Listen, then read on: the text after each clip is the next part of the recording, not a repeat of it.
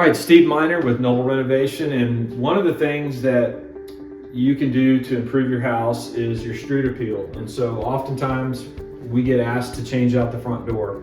And I want to show you this door because it's very unique. We do a lot of wood doors, double doors.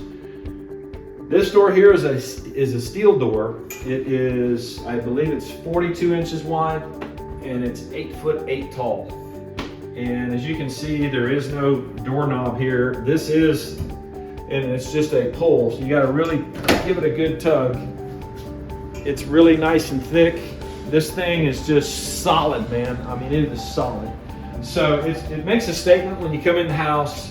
This house is like, wow, this house is special. One of the cool things about this is this glass can turn clear with a little switch.